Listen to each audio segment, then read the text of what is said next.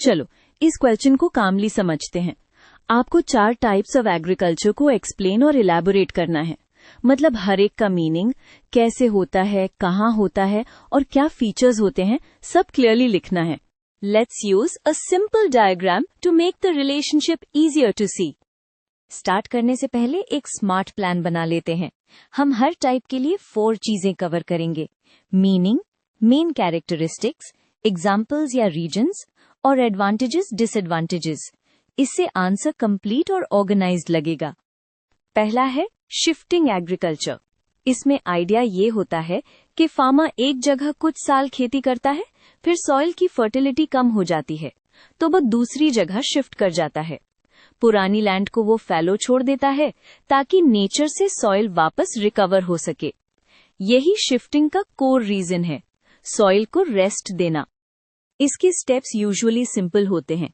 Forest या Bush clear किया, कभी कभी बर्निंग भी होती है, फिर मिक्स्ड क्रॉप्स उगाए जाते हैं। बर्निंग से ऐश टेम्पररी फर्टिलाइजर बन जाता है, इसलिए स्टार्टिंग में यील्ड ठीक आती है। लेकिन अगर लोग ज्यादा हो जाएं और फैलो पीरियड छोटा हो जाए तो लैंड डिग्रेड होती है। ये पॉइंट एग्जाम में लिखना काफी इंपॉर्टेंट होता है। अब प्लांटेशन एग्रीकल्चर। यहाँ फोकस होता है एक ही क्रॉप को लार्ज एरिया में ग्रो करना, मेनली कमर्शियल सेल के लिए। बिकॉज स्केल बड़ा होता है तो कैपिटल इन्वेस्टमेंट, मशीनरी, प्रोसेसिंग और ट्रांसपोर्ट सब इम्पोर्टेंट बन जाते हैं। आप सोचो, टी या कॉफी प्लांटेशन में हार्वेस्टिंग के बाद प्रोसेसिंग यूनिट भी नियर बाय होता है, वरना प्रोडक्ट क्वालिटी गिर सकती है। एग्जाम्पल्स लिखोगे टू आंसर। स्ट्रांग हो जाता है। और tea, coffee, rubber, sugarcane, cocoa, banana. Generally ये ट्रॉपिकल या सब ट्रॉपिकल रीजन्स में कॉमन होता है, जहां रेनफॉल और टेम्परेचर सूटेबल हो। और एक खास फीचर, लेबर इंटेंसिव भी हो सकता है, बिकॉज प्लकिंग और सॉर्टिंग जैसे काम में ह्यूमन लेबर चाहिए होता है। फिर नेक्स्ट हॉर्टिकल्चर। ये फार्मिंग का वो पार्ट है जिसमें फ्रूट्स, वेजिटेबल्स, फ्लावर्स और ऑर्नामेंटल प्लांट्स ग्रो किए जाते हैं। इसमें क्वालिटी, फ्रेशनेस और मार्केट टाइमिंग बहुत मैटर करता है, इसलिए स्टोरेज, कोल्ड चेन और क्विक ट्रांसपोर्ट का रोल आ जाता है। मतलब ये सिर्फ ग्रो करना नहीं, सप्लाई चेन को मैनेज करना भी होता है। हॉर्टिकल्चर में रिटर्न्स ऑफन हाई होते हैं, लेकिन रिस्क भी होता है, जैसे पेरिशेबिलिटी और प्राइस फ्लक्चुएशन।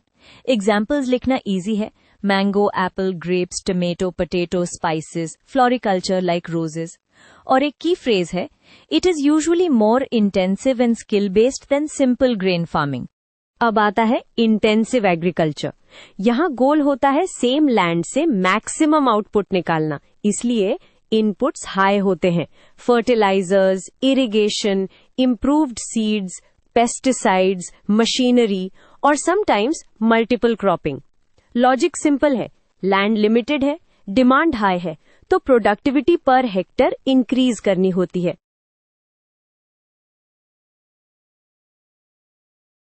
इंटेंसिव फार्मिंग के बेनिफिट्स में हाई यील्ड आता है, फूड सप्लाई स्टेबल होती है, लेकिन पिटफॉल भी लिखना चाहिए। ओवर यूज ऑफ केमिकल से सॉइल हेल्थ और वाटर पोल्यूशन का रिस्क होता है। एग्जाम्पल्स में आप rice wheat systems, vegetable belts near cities या high yield cereal farming mention कर सकते हो। अब क्विक कंपैरिजन कर लेते हैं ताकि आपको याद भी रहे और आंसर में क्लैरिटी भी आए।